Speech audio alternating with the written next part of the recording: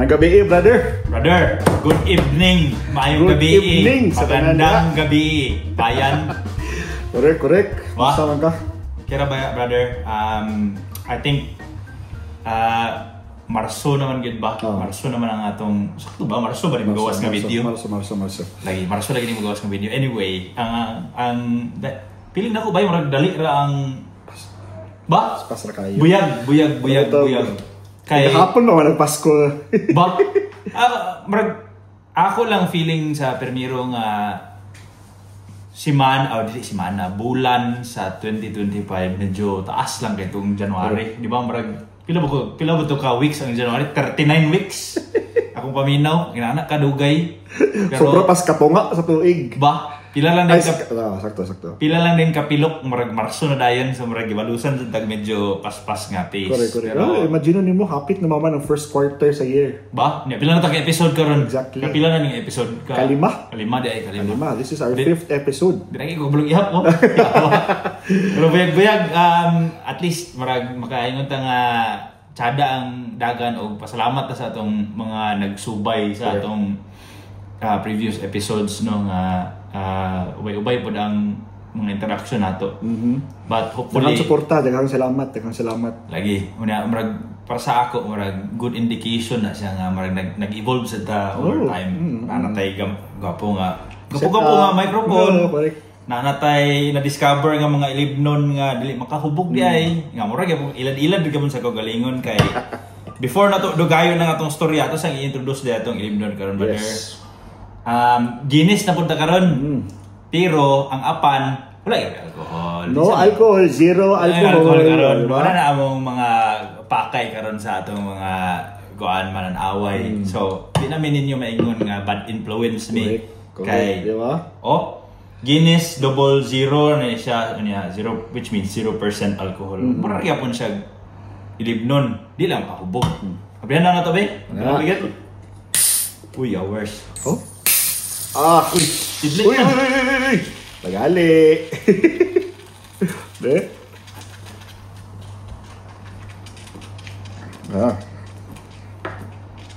Makapag-isag beer ba?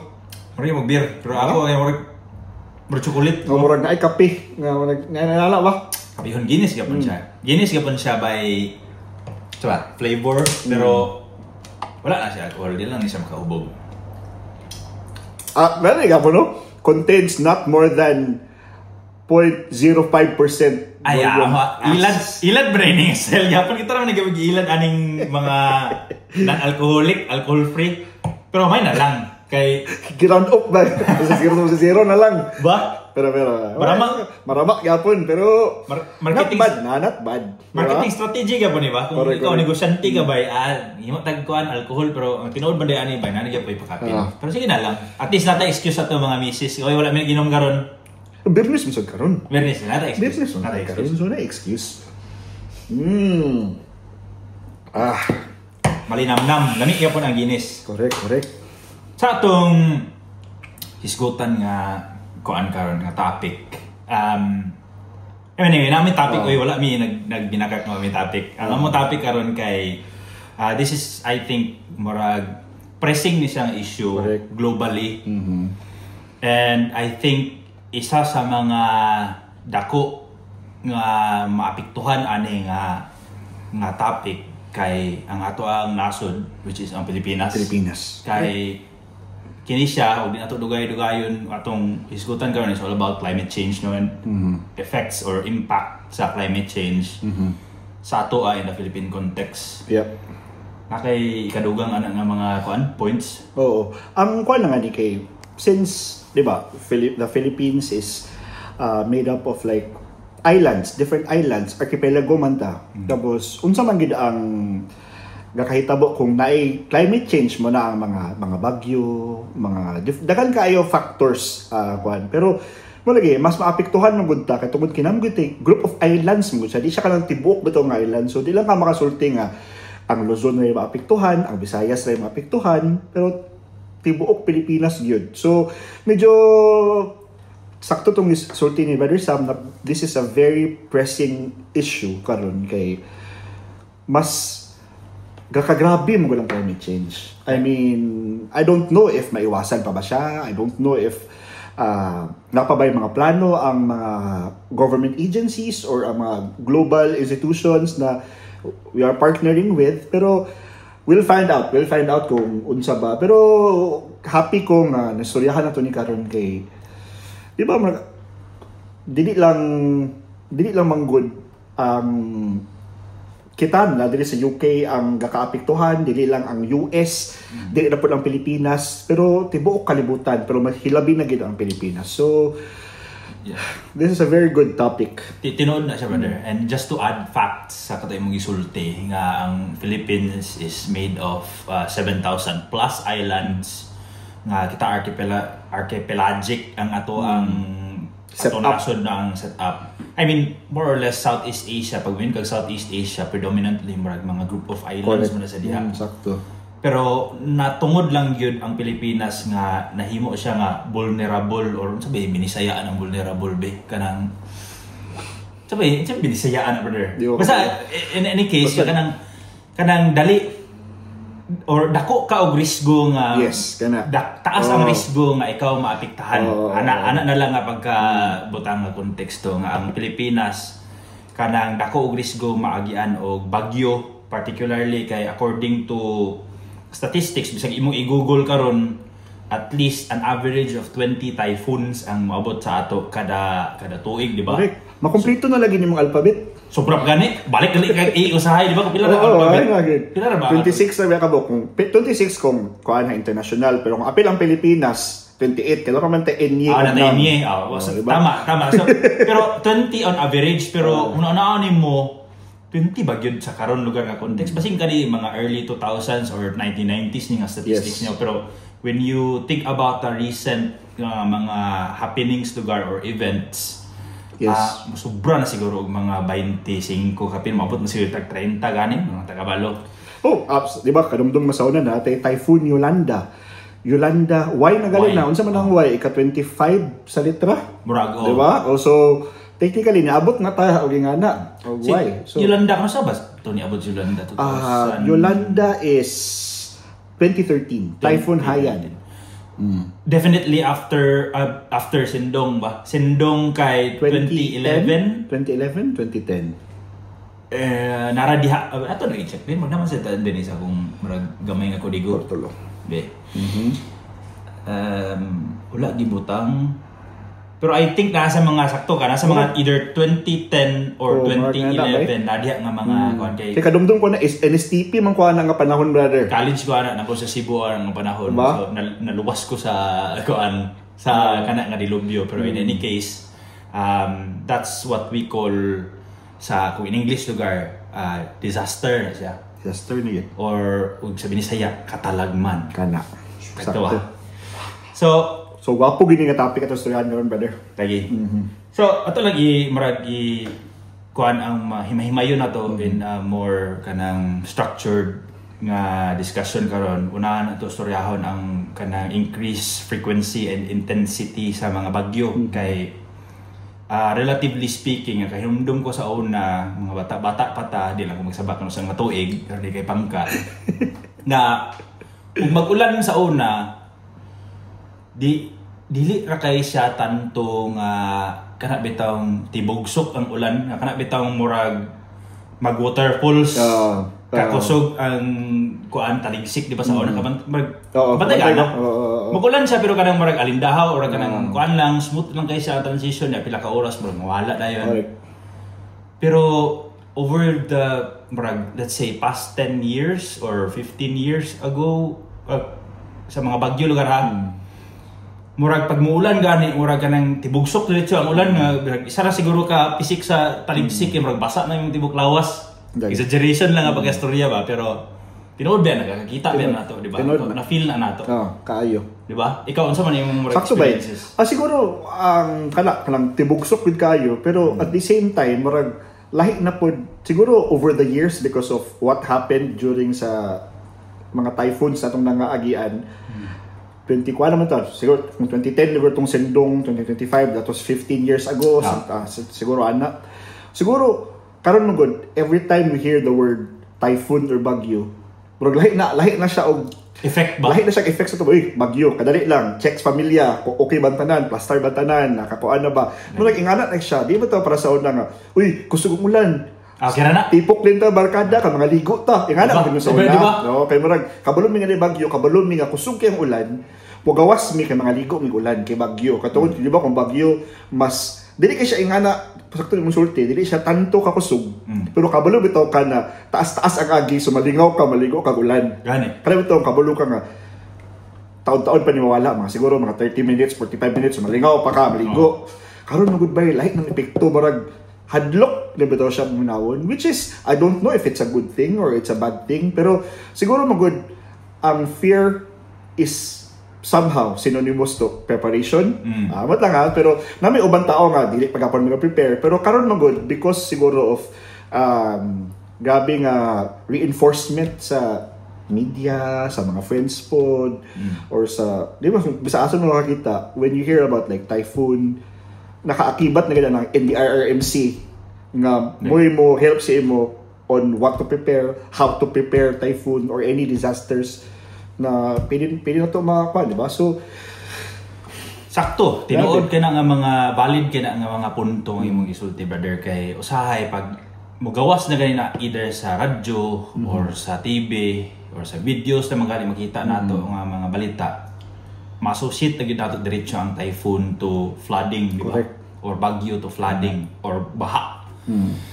Now, linking that to sa ako lugar pag kuan sa una kana exposure na ko ani sa una kay murag gamay passionate ko ani gamay nga mga topic kay na isa magud ko sa mga student volunteer sa una sa university akong university sa Cagayan de Oro na mention kay student ko volunteer ko sa una maguban-uban ko pag naay mga bagyo kay isa man mi sa kanang di man mi first responders pero isa mi sa kanang murag coordinating body lugar from an academic perspective nga makig mo-appeal pag monitor sa mga bagyo.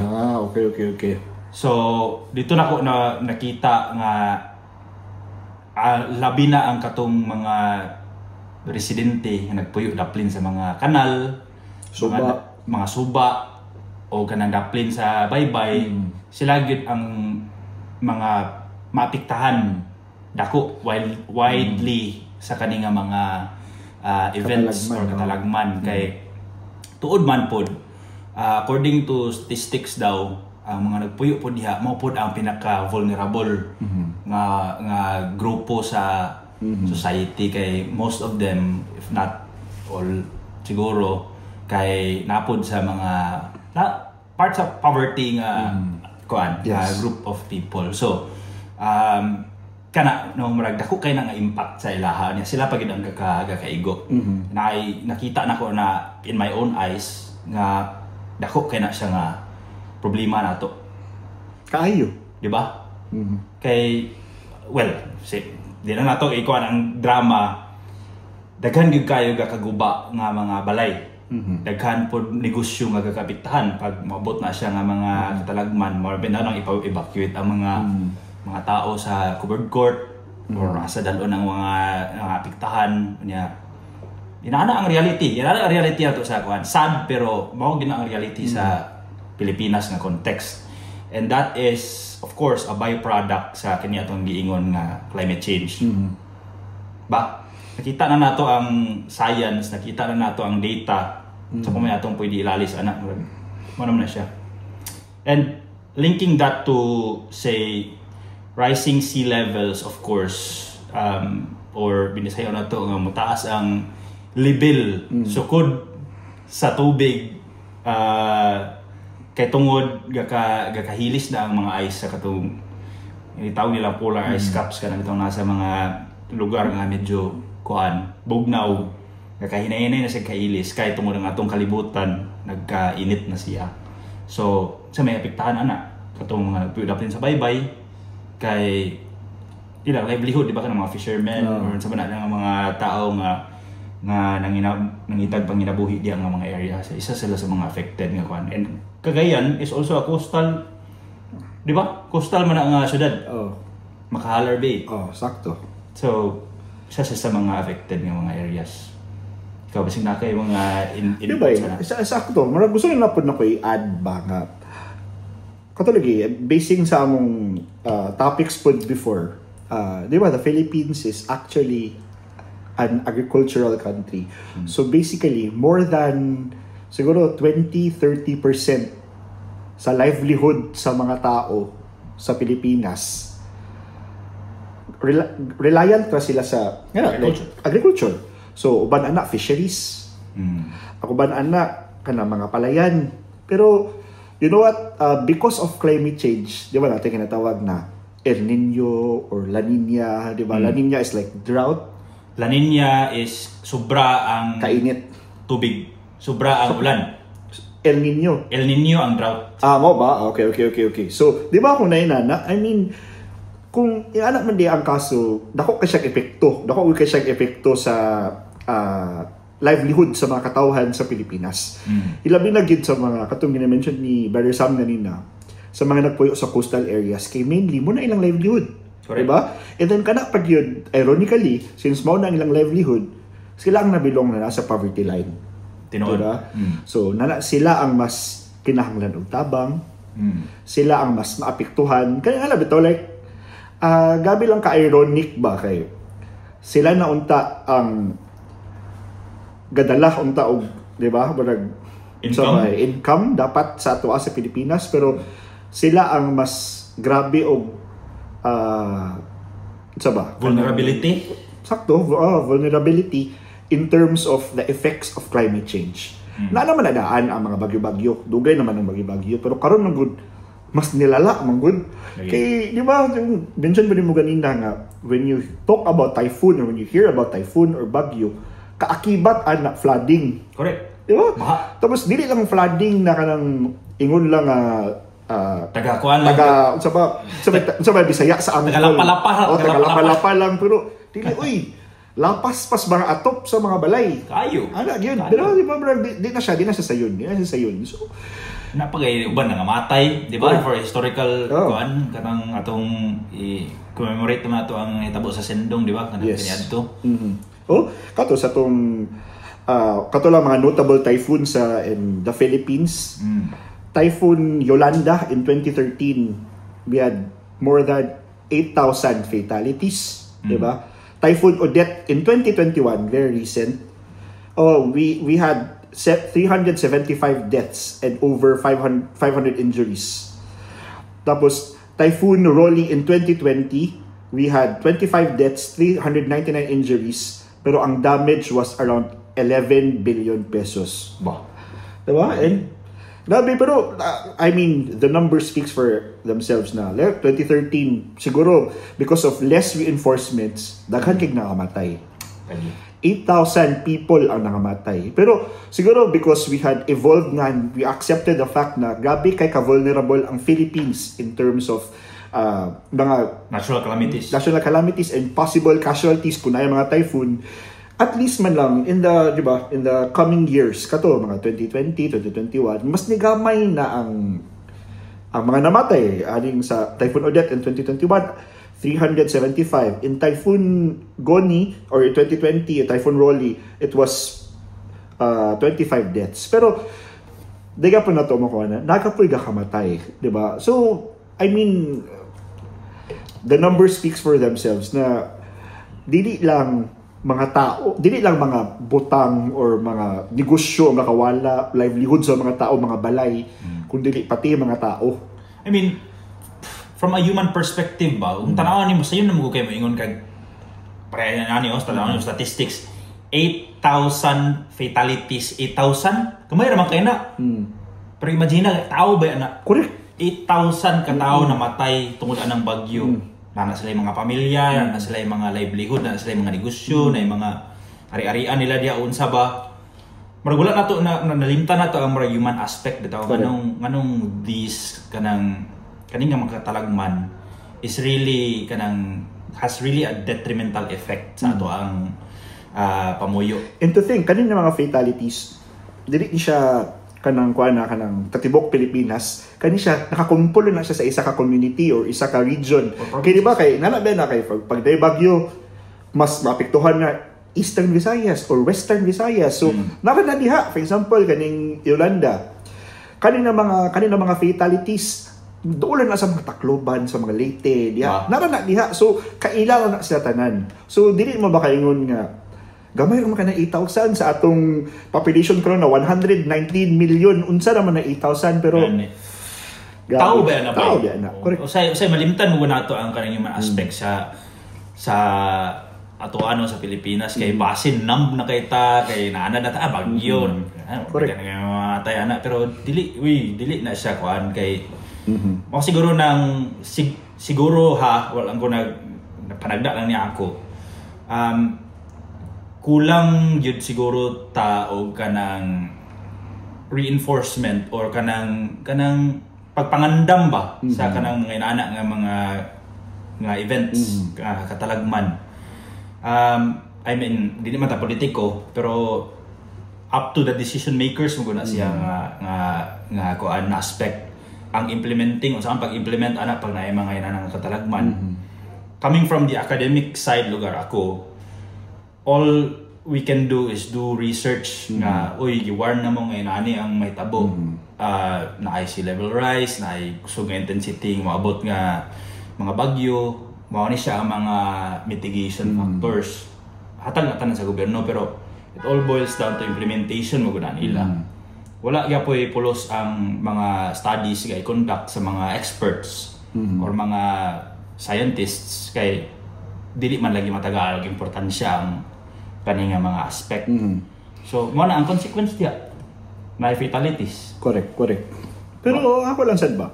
Sakto lang sulti ba nga naragya pa na sa implementation because some people would argue daraman na sa tao. Dapat kabalo na sila kay kabalo naman sila na experience ng mga tao dapat nihawa na sila dugay ra. Easier said than done. Kay kabalo mo daghan na bigitag mga sorry for the word, informal settlers. And these informal settlers, most of them, if not, di magali most, pero siguro some of them, buna sa nakalukit na sila sa kalabitong mga coastal areas, sa mga, kalabitong mga ilalom sa tulay, or kilid sa mga suba, nagpuyo. And then, dili na mo sila basta-basta makasulti nga, oy, igna lang mahawa na mo dyan, balin na magbalay. Dili na nakasayon. Easy na kayo masulti nga. Mo naman na ang gi-implementar sa gobyerno. Inyo na lang problema kung di mo molihok. Dapat kabalo mo na ibagyo, gigna na mo daan, hawa na mo. Sa'yo na ka naig nun. Pero tungod lagi kay, di ba, marag di ko kabalo kung, siguro magod ka, at the end of the day, ang ingani naman good na mga, laws or mga, unsa ba tawag na, like, government, mga gina-implement o initiatives, they should work hand in hand with the people, di ba? Ang gobyerno, of course, thankful gyapon ta kay nasa lang mga lang ang plans at hand.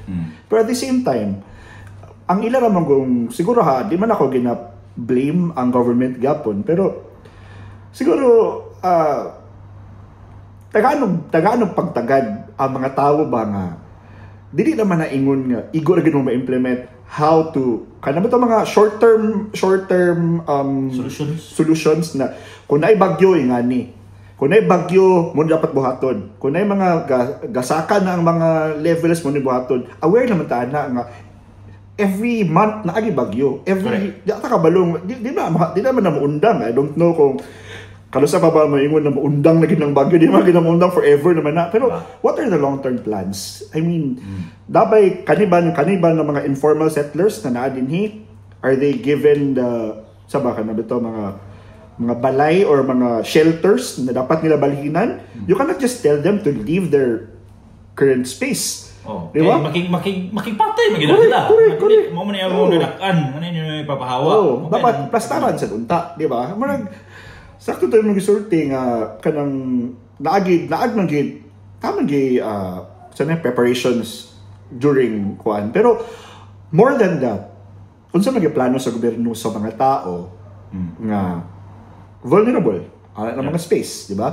Unsa plano sa mga sa gobyerno sa mga farmers na may mga gagmay na mga farm na maapektuhan sa mga El Nino, La Nina, unsa ilang plano ana? Di ba? Unsa ilang plano sa mga tao nga ang ilang livelihood kay ang fisheries nara sa kilid sa mga unsay plano nila na more than the houses, more than the livelihood. What about the people? Correct. Diba? I mean, ani nga example, brother, just to give context, katong nitabo ang 2011, di ba ang katong mga communities nga affected, especially katong mga marginalized communities, tagama to sa relocation sites, di ba? Ang isa sa mga na overlook siguro sa implementation process sa pag-relocate sa ilaha, positive side, tagaan sila mga balay, tagaan sila mga lote, di ba? Pero, mo-connect ko dito sa imong giingon ganina about livelihood nila. Kato sila nga mga families, tanato, mananagat to sila. Sila nakapuyo dapit sa baybay. Locate sila dito dapit sa bukid. Nga isolated nga area. Wala sila skill sa pagguna or pagsaka or kanang pag-farming. Na, unsa naman lang ang ilang panginabuhi. Exactly. Wala man mo sila gi-equip o unless siguro kung nakikita mga training store, ambot lang ako kabalo or social enterprise nga program lugar nga gi-promote dito para sa ila for alternative source of livelihood, but happy ba sila? Contented ba sila sa ilahang kahimtang karon? Mao siguro pud nang ang uban nga mga gipang-relocate nibalik ra gyapon dito sa ilang karaan nga pwesto kay wala man silang tarong pagplastar, pagpakahilo na. So mao na ang problem di complex. Sada mo kay ideal in an ideal world kung walay tao gani tan-aw mga scenario, balay lang structures inana mapektuhan og dilubyo, okay ra na mga guba. Pero pag nana gani mga tao diha involved, nanay kinabuhi sa tao diha, it gets complicated. Exactly. Na naman diha nanay mga balaod nga nagpaluyo, nanay mga kanang sa tawag na kanang human aspect ba. Dili ra man gud na inana ka simple. Okay. Imo lagi sila nga climate change doesn't just affect the weather, doesn't just affect livelihood.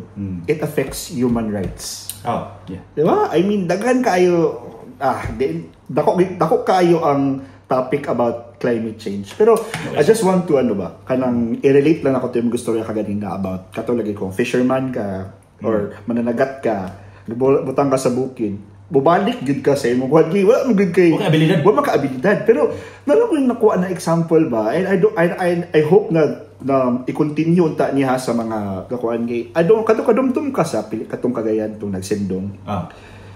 Kato bito mga naapektuhan atong sendong, gibalhin bito sila kanang gibuhat bito nga community sa isa ka dako nga university sa Cagayan dito sa Lumbia. Unsa gitawagan na, let's say Xavier. Kato bito ang Xavier Village, Ecoville ba na? Ang Xavier Ecoville kana diya. Kadumdum ko na during one of our DevCom class sa una, giadto mi dito kay kailangan na mo halos every week mo siguro mi gato dito kay kailangan na mo ikuan ang community.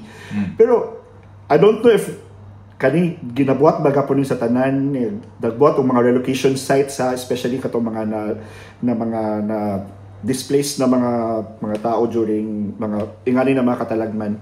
Sila man good kay mura gid siya ang Ecoville man good kay community siya of people nga na yung mga leaders who will teach them different sets of skills. So siya enterprise nga style. Nga na ba ito siya din, kapamaligya po sila. Kaya ito marag, natuluan sila, buwato ginani. Ano ito. And then, I remember, I interviewed one family. Ingon tong kuan na. Ang ilagid ako nung driver siya sa SICAD. Ang iyang asawa kay something gahimo og net. Okay. Basta ilang balay ka na itong ubos bitaw sa kanang tibasak kanang dito pag kala dito sa gaymo do siya net daw dito. Ang net dito sa mga bangka I think basta nga siguro panagat nga Okay. So technically kung wala nato ilang livelihood kay di na siya makakuan kay ang ilang motor na kuan na etc. So wala lagi siya balon sa kuan. Ana ang iyang asawa wala ko kabalon sa kong buhaton. Ana yang bana wala ko kabalon sa kong buhaton kay mura akong nabalaan. Pero iyang asawa mananahi man sa ingana. So, sastre. Dili gid siya legit na sastre, brother. Mula siya ganang sastre na siya sa net. Okay. Kanang dili gid siya ingon na magtahi-tahi gid sa mga sanina ingana. Pero tungod kinana siya kabalo na siya sa basics balik ko unsaon pagtahi blah blah blah. So okay. equip lang din siya sa mga taga-test dam to nga unsaon pag-sew, unsaon pag-ginanap. And then nahimo siya leader sa katong akuan mga kababainhan nga gusto magtuon og tahi-tahi. And then nato isa ka part dito nga gibuhat tibaton nila og kanang wag na sa part dito sa lumbia nga buhat dito sila kanang magtahi na din sila og magputol og sa mga sanina, may ngana. And then it became their livelihood. Okay. Ano ba? So mapunta kung ingana ba nga kung napag uban nga kung di niyo madala makasabot ko nga resistant ang mga tao kay tungod kay wala kay plans for them. Yeah. But if gusto nimo sila i-relocate kay kabulukan na displaced na sila, hatagan nimo sila og tools. Diba magana ba how do you empower people? You don't just empower people by just saying kaya na nimo, kaya na to, laban lang ta. You don't empower people by saying those words. You empower people by giving them tools. Di ba? So, di mo ba sila empowered kung wala nang gikubay, wala tay balay, wala tay trabaho, wala tay panginabuhian ni. So, how do you keep them empowered? Instead of saying those, it's good na padayon ta mag-say og mga good words about, di ba? Importante buhit pa mo, wa mo na nga matay. That's good. Di ba? Sakto gyapon na kaya kan may nga matay tong sindong. Pero more than that, di ba? You give them tools. You give them sa pa may pili nila mabuhat. You give them livelihood. Kung wala na ng livelihood, you create one for them. Di ba? Correct. Importante diha ang dignidad sa tao. Tagani mo dignidad ang tao.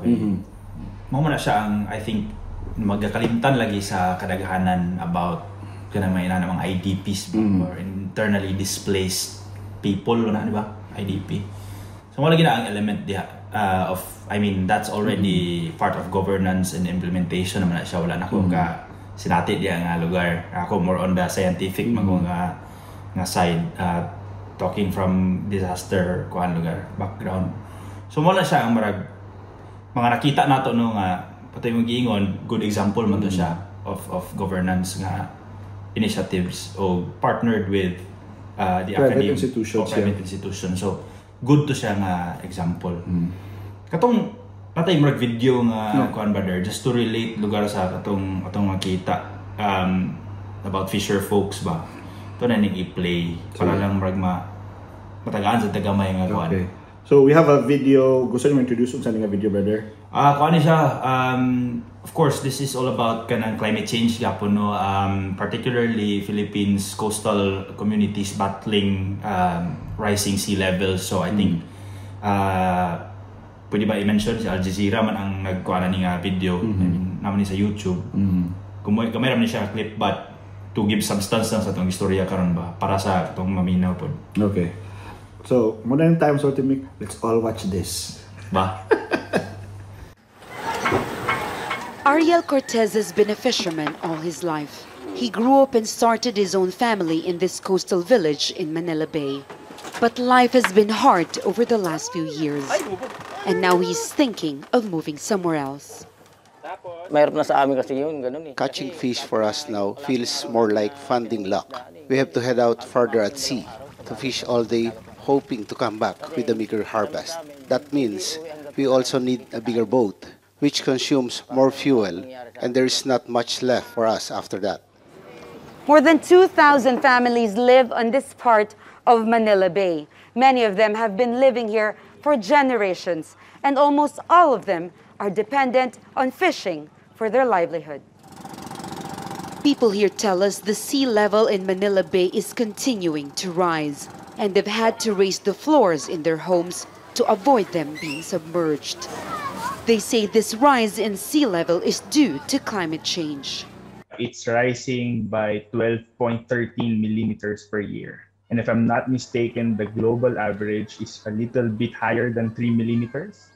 Countries in the middle of the planet would have a different number.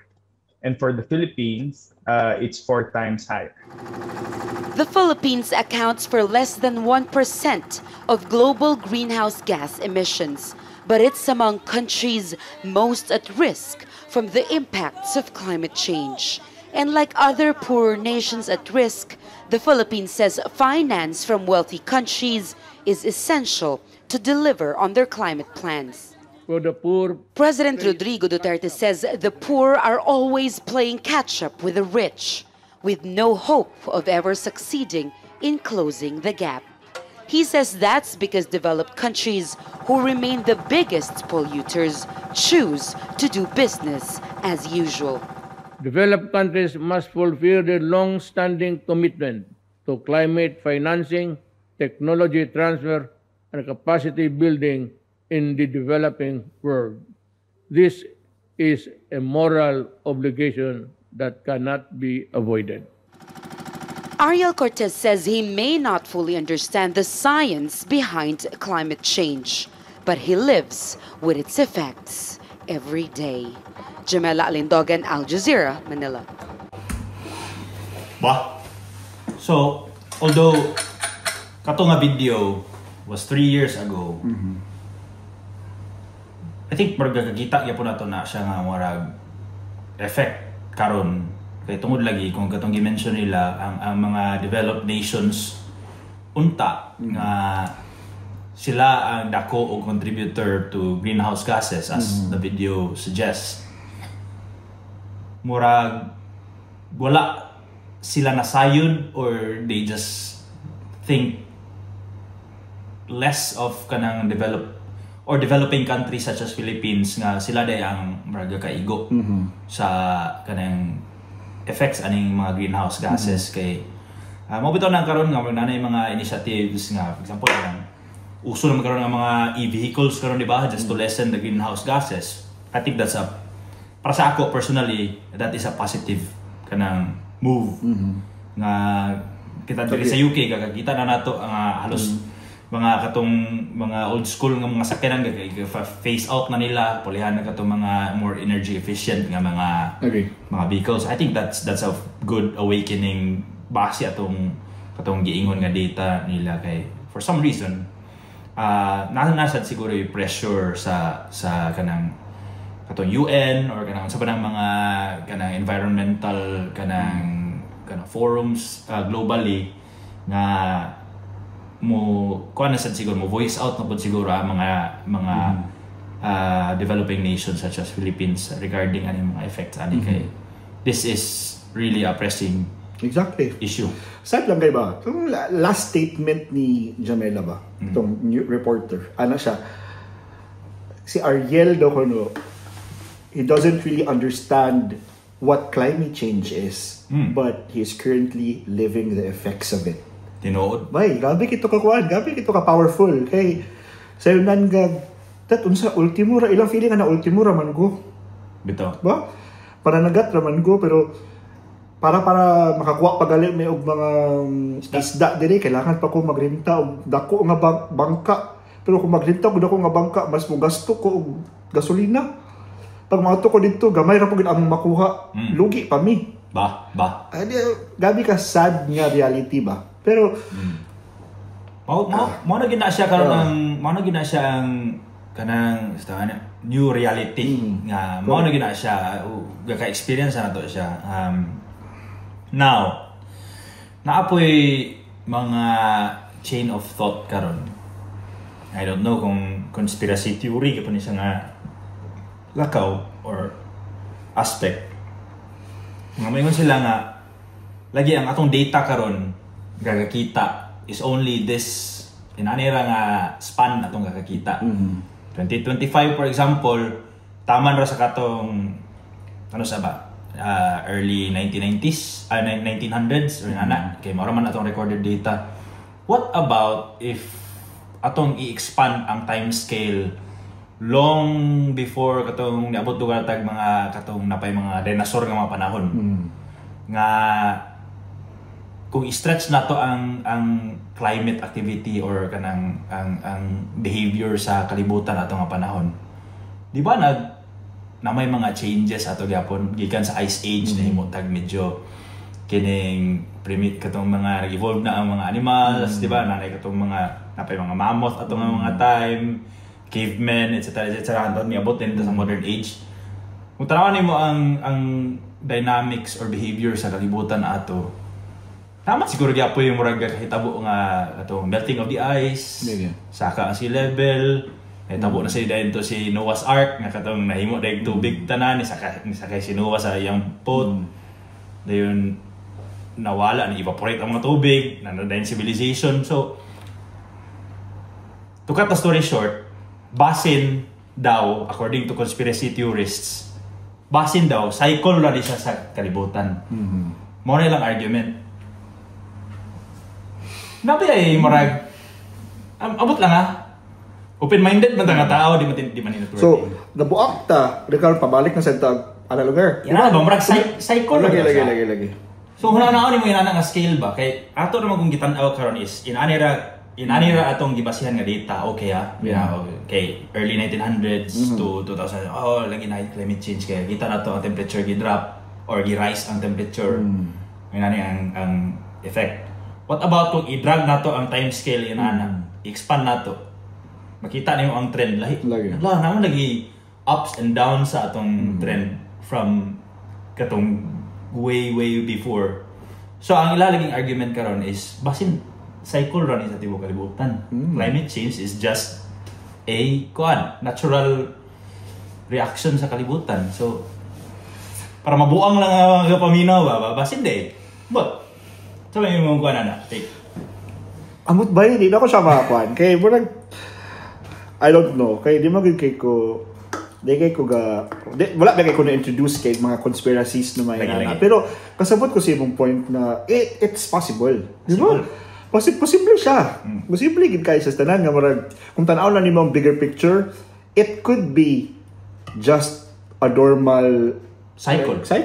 Normal lang siya nga effect bali. Ba? Basin ba? Marag Yagi. Pero confine na kay nato ang atong thinking to. Pero ako ba kay parang unsa ba siya brother kanang siguro lang mas gabi lang effect sa tuwa because unsa man kay developing country ta. I mean, lagi pero gets do kay mo pero ako lang ba kay marag ang effects lugar ani kung tinuod man galong ta na fair on no? Iba ba? Dili unfair mo kitang kalibutan. Dili lang ang taaba nga kita lang kalisod. I mean, mo lagi or kanila mulis na pagamay sa katong akuan. Unsa ba ang effects ba sa climate change? Mag-matter ba siya kung asa ka part? Yes. Okay. Enlighten me anak brother daw. Ako di masad ko eksperto no di man ko kanang sa bona fide nga kanang environmentalist no pero base sa akong pananaliksik gamitan natin mga terms on a global scale tanaw ni mo siya nitabo sa Los Angeles recently wildfires diba all known naman ang California siguro nga sige ka wildfire pero kani karon ang pinakagrabe diba so when you think about sa mga series of events na hitabo, naagyoy dako nga change in terms of damage, in terms of effect kay tungod lagi sa basin po sa una, dili pa ina naka overpopulated ang LA or Los Angeles or California. Basta sila ina overpopulated, wala kay nga displaced nga individuals, wala na nga apektahan sa wildfire. Now, tungod sa urbanization, sindaghan na kay namuyo dito sa katong mga areas nga dili dapat puy-an kay kabalo sila nga flood fire prone. So ang hitabo kay kwarta waya. So building houses means money and more people, more businesses. So napasagdan to nila nya here comes karon ang drought dito nga panahon siguro spark ang sunog ni katay-katay daghan kay nga display. So cut the story short, murag mixture man gud ang climate change. Dili ra siya all about natural disasters. Kay mo lagi kung wala lay tao in the environment nga nahitabo ning mga dilubyo, may it be flood or will it be kanang wildfires, wala untay problema. Correct. Pero na magay tao diya pag nanay tao makomplicate na ang so inana ang context sa when you talk about disaster. So mo lang na siya akong murag take away or di man take away pero mo na siya akong murag thought process ana nga panahon and to your question, lahi-lahi ang effects sa on a global scale. Kita mo saka atong sea level. Ang uban siguro taas atong sea level unyang ingon nila napo daw parts sa Pilipinas nga maka-experience og lower temperatures while kita din sa Europe for example or America mas muinit sila.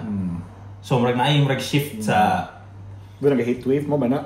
Inana siguro na di ba? Na mga recently past 2 years or 3 years I think na ay heat wave din na itabo. So makaingon ka nga UK heat wave. Tinuod na. Pero ang change of weather sad ba? Paano siya ba? Kana mag-effect pa siya of climate change. Kaya ba sa una, sikat magiging na ang Philippines good na ang ilang summer times during April, May. Pero karon April, May, bagyo-bagyo naman yapon. Where effect na po gano'n sa climate change ba? Most likely. Kaya na-change na ang setup bali by summer o ng April, May. Pero na may mga bagyo, ana. Pero init na yapon. Maubaya na ang rason po, di ba, nganong gibalhin ang klase? Di ba? Hindi ko sure ano ba. Isa siguro sa mga factors nga gi-consider nga nung gibalhin nila ang klase kay atong nandan sa una Marso bakasyon na June balik niya karon kay gi-shift nila to August synchronized lugar sa global nga kuan nga academic year. So August na ba ila so good July August mo mga diha kay para lagi synchronize pero ang isa pud ka underlying factor ato kay tungod na daw grabe na daw kay ka unsa ba na grabe kaayo ang effect sa bagyo nga pag mabagyo unya nay klase ma-disrupt ang mga klase kay gamiton ba ang mga eskwelahan og evacuation site correct. Which is dili dapat unta in an ideal setup kay busa ka na himo eskwelahan kay para na kay mga estudyante di ba pero wa man po isulod wa man po ipulos good mag-eskwela ang mga estudyante kung naa po disaster so parang kuan ba siya kanang double-edged sword gyud siya nga kuan weirdo kay nga discussion ba pero tagaan sad nag example nga makapatuis gyud sa una conspiracy theory gyud di ba atong conspiracy kanina kay basin wala ta nagtan-aw in a much bigger scale compared to kana atong data lang nga kita karon ingon pa daw sila ang other conspiracy pa daw kuno ang di ba ang kalibutan gatuyok ra na siya sa kining sa wala orbit ra sa sun or napunay murag ang bulan unsa gitawag na rotation of revolution di ba rotation gituyok na unsa gitawag revolution na ang revolution mo 1 year mo 365 revolve days ang sun ang earth sa sun so yana tungod lagi sa magnetic work geek na nga storya geeking nga storya ingon sila kay tungod lagi daw kay sige gatuyok ang earth sa kining adlaw dili ba na perfect circle ang tuyok sa earth kilid ang plastada sa atong kalibutan kay hiwi ba so whenever daw nga naay change ang direction sa earth sa with respect sa adlaw napuno na siya corresponding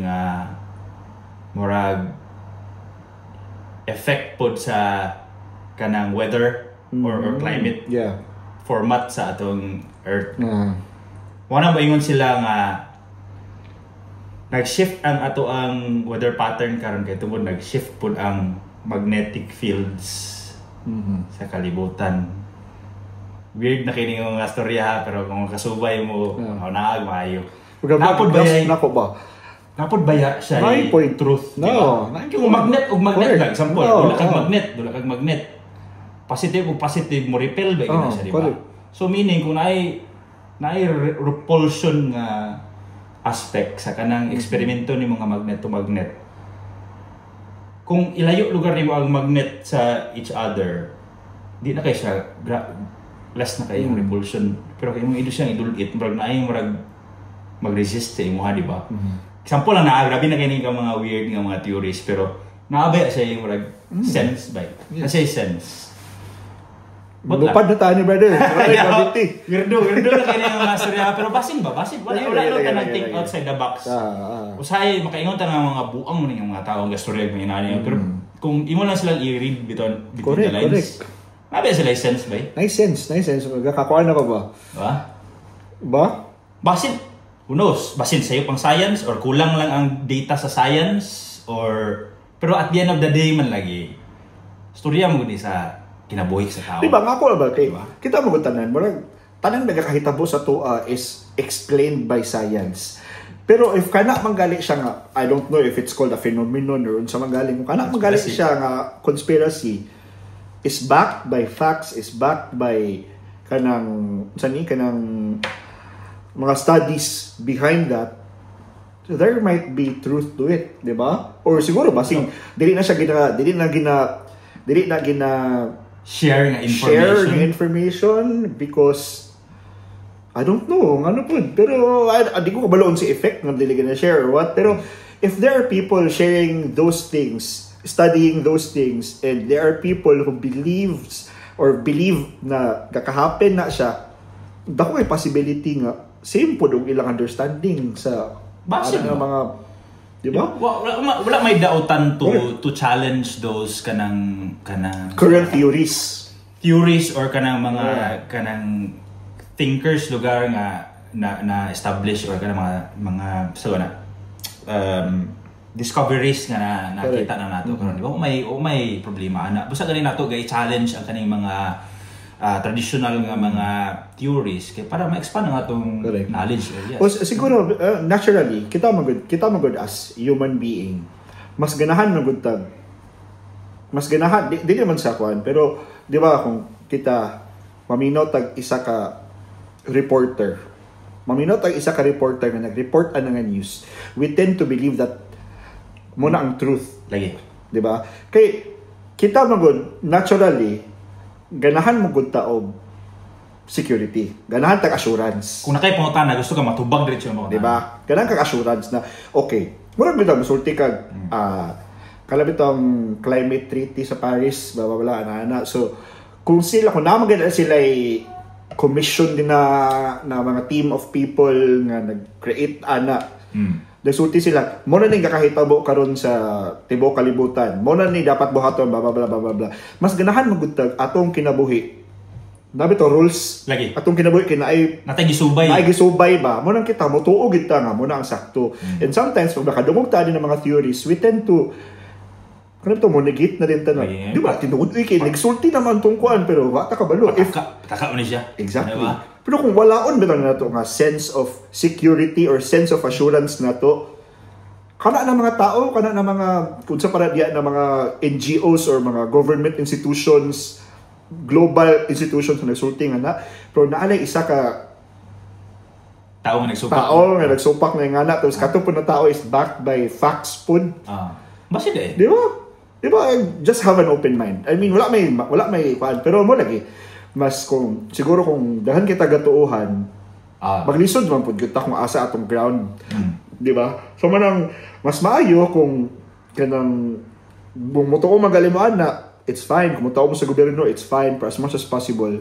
Prepare na lang mo. Kaya mo naman ang reality. Makita naman good nimo ang reality sa imong bare eyes. Di naman good siya ingon nga ay worse ang nakahitabo sa Pilipinas. Grabe ang kahitabo sa Los Angeles. Grabe ang mga earthquake sa Japan. Sa ako ko ka-experience na, di ko mutuo. Pero sa ngalan nga, slowly, gakakuha na, di ba, kung nakadili sa UK, mana ka, usually, kung March, di naman ka na bugnaw. Pero nga nung karon bugnaw man kayo. Di ba, come to think of it, kana palang daan, that's an effect of climate change. So, ikaw mismo naka-experience na ka. So, what more? Diba, I mean, wala may mali kung mutuog ka at wala may mali. Pero ikaw lang mismo, dapat ikaw grounded lang pud ka kung unsa gid ang pagtuo, unsa gid imong preparations sa mga anak kay di ba? You'll never know. I think sa ako lugar nga kuan kining bahin. I think ang importante nga elemento ani is just to have awareness. Yes. I mean, nothing bad to hear kanang lain-lain nga sides of the story kay basin mo lagi mong ingon basin naay some truth to it pero di gid ta ka balon sa tinuod kung makita ka tubag sa pangutanang nabag yung alien or wala di ba naman gid na alien or wala pero naapoy moingon karon nga mga kuan nga kay exist na sila karon hence na yung mga technology, AI, so on and so forth, ay nasa na natong discussion, pero sada na siya nga mga topic. Pero what I'm saying is, kaning manggod sila nga mga data karon widespread na kayo ni all over internet. Mo na nakagwapo karon kay daghan na magkukitag pwede ipang-connect the dots karon nga mga data. Pwede na ta maghimo og investigation on our own, not just relying on one source nga basin siya driven by political agenda ni siya nga kuan nga news or purely kuan ay business kuan attached to kani nga mga theories, so on and so forth. Ikaw na bahala kung sa'yo mong tuhuan, pero we're just laying out the facts karon nga ani din ni siya. You'll never know kana dayong mga kanang ga-share sa atong facts, for example, mga government institutions or mga global institutions ga-share sa atong mga facts. Basta hindi binayaran doon sila sa mga dagko ng mga tao nga mura ning iingon sa mga katawhan ha. Takabalo. Mura na, di ba? Basta hindi sila create sila conspiracy on their own. Ano gid? Di ba? Basta hindi kato dayong naghatag og conspiracy theory mo gid itong tinuod. Di ba? Kabalo. Muna siguro, di ba, you'll never know. Basta kayo siya conspiracy because conspiracy siya. Di ba? Ano ba? Pero hadlok ba kay lain-lain man gud og angle. Lain-lain og kanang byproduct ba sa ilang studies. And kanina mga byproducts are backed by facts, backed by science. So lisod nung kay kamoto asa mo itong tinuod ani. Di ba? So ayo kay mo lagi. Ay kanina sugod-sugod mo gud niyo. Wow. Taping mo kay usay kay mo na akong lingaw usay ba kana maminaw og mga podcast niya ana. Kay sa interesting mo gyapon. Pero usay magay gyapon nga. Baka man siya bot man siya pero at the end of the day mo reflect bitaw ko sa ilang pagstoryahan nga.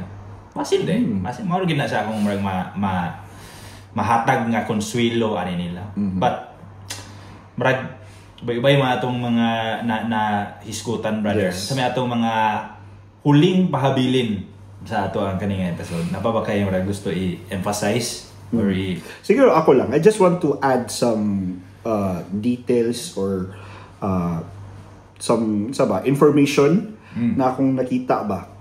Currently man god. Siguro last na lang pahabilin lang sa akong side. Na because of what happened sa current state na to in terms of effect sa climate change, na natay ginatawag na new poor sa Philippines. And this new poor, introduced na siya to describe people who were previously financially stable but have fallen into poverty due to the effects of climate change and disasters. Diba? So, technically, kani sila, kuan siya kanang ang statistically ang naragyud sa poverty line sa Philippines in 2024 is 22.4% of the population sa Philippines. But the first quarter of 2024, Okta research says that 42% of the Filipinos consider themselves poor. Muna sila ang mga new poor. And grabe lang kayo ba? The effects of climate change, di lang gid siya ingon nga daghan nga matay, daghan nga wad-an og balay, but more than that, daghan kay mga na displace, not just physically sa ilang trabaho, siguro mentally po sila nga asa na sila, di ba sila kabalo kay come to think of it, these people were financially stable before, but because of the effects of climate change, almost half of the Filipinos affected. Almost half of the Filipinos garilay magud sila sa mga livelihood nga maagian gyud og mga bagyo, maagian gyud og dilubyo. Kay balik ko kaganina nga the Philippines is actually, di ba, an agriculture archipelago mo gud ta. So mas daghan gyud tag mga negosyo na doon sa dagat. Tapos daghan pa itang mga farmlands and all. So wala lang ba? Ako lang, dako lang kay siya effect sa Pilipinas. And I hope na naman mga government initiatives o global government initiatives nag-help sa Philippines, no? Pero hopefully dili lang unta short term ang atong itabang or short term solutions atong ihatag sa mga katawhan. I mean, prepare ba ta long term? Unsa man atong plan for these people who are living doon sa coastal areas, who are living sa mga dali ma-hit sa mga El Nino, La Nina. Kaya kanin sila ng mga tao, these people are so vulnerable. Matod pagalan ni Ariel kaganina. Ultimo ra ba ko nga tao? I don't really understand what climate change is, but I am already living the effects of it. Kala lang daan, dili lang si Ariel gayon na. Imagine this, 42% of Filipinos have already experienced the effects of climate change. Are we doing something about it? Diba? So, diba, kani siya nga call, dili ni siya sa mga government people, but also for the private institutions who have corporate social responsibilities sa ilang mga kumpanya. Diba? Plant more mangroves. Plant more trees. Unsa man gani, mag-clean up drive. These are the basic na mga activities sa mga corporate social responsibilities in big global corporations, small corporations in the Philippines. But these have great effects sa climate change, and keep doing those. And if you can create more, invite more people, do more for the community, then do it. Meron ako, brother. Pakpak! Mga pabilin mo politiko kay nga natimbay. Handok na ko sa mga pabilin, brother, pero bitaw. I mean, katawa yung ipaingon, factual mo ito sila. Kaya naman sila mga data aning ipakita din. Pero ako po, ang akong line of thinking is more on the engineering side man, or infrastructure nga development. Now, I'm a firm believer of saying pressure makes diamonds. Di ba? May saying nanabot kung sana anonymous lang na dia. Pero kung hunanaon nimo ang mga dilubyo or disaster is a form of pressure, whether it will affect you in the community sense or in a governance aspect, dapat unta kung naay pressure, napod untay sense of urgency. Yeah. Talk about sense of urgency, kani pud untang mga decision makers o kaning mga institutions na scientists or any sort of kanang ito yung giingon PPP or private public-private partnership nga aspect. Collective unta na sila magtan-aw ba nga marbitaw multidisciplinary approach to solve a problem. Kaya pag diverse ang inyong approach to a problem, naamoy more sustainable solution to solve that issue. Now, going back sa akong point nga more on the infrastructure development aspect, I think kung tanawan nimo ang disaster, it's really kanang sad thing. Pero unta kani sila nga mga data would push the younger kanang or professionals to think about kanang say mga possible ways or innovations nga atong pwede i-adapt in an infrastructure from an infrastructure perspective nga makasolve ani nga mga issues like example, kung taas ang sea level rise, what? Kung taas ang sea level. Unsa naman atong gamito na nga advantage, like for example tanaw nato ang Netherlands. Ang Netherlands is kanang low, kanang taas silang sea level, ni kamera kay sila kanang density sa ilang land. So unsa lang ibuhat, gigamit nila ang kana nga aspect to navigate kanang mga ships sa ilahang mga archipelagic nga or mga group of islands. Di ba? Nasa sila mga canals, ipagwapo nila mga canals para makasigot-sigot ang kanyang mga baruto. Those are just examples, pero kana sila nga mga examples were byproduct of people thinking hard to drive the innovation. Yeah. Di ba? I think that's a really good spin or challenge sa kaning mga developers to look at that kind of perspective. Kabalo basin kuha na siya kanang business, that's a business case. Yeah. example kanang Cagayan River for example, nganong wala man ta gagamit og mga kanang mode of transportation diya nga mga baruto to transport people nga pwede unta na nato nagamiton. Or kanang mga wastewater nga collect nato sa mga balay nga man nato na i-treat then gamiton nato na for sa ba pamisbis tanom or to build parks, to more greener spaces. Di ba? Pero again, that all boils down to implementation o coordination. So, I hope, again, this will open the minds sa katong mga naminaw. Di man may politiko, pero basta hindi. Pero kato lang akong pahabilin, no? It's just finding ways to kanang develop innovation and sustainable solution. So, ano lang? Wow. Powerful. Ba?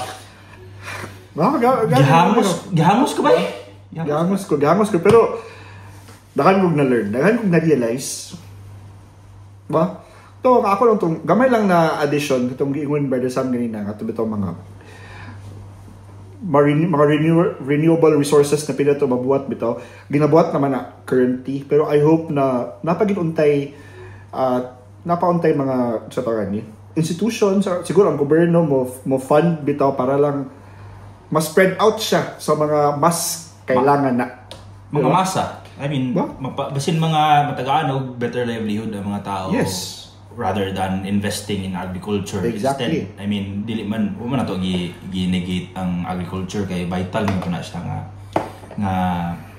sa tawana nga aspect sa atong ekonomiya, pero based on the statistics, dili naman siguro sustainable. Mga siguro taas na kay presyo sa bugas karon, kay import na ta, di man feasible na magplant og bugas karon kay tungod lagi aning mga dilubyo nga kahitabo. So, no wonder inana nang kahitabo. I mean, ako lang na just me speaking out of kanang kakita na to karon. Okay. Well, that's it. So, fights.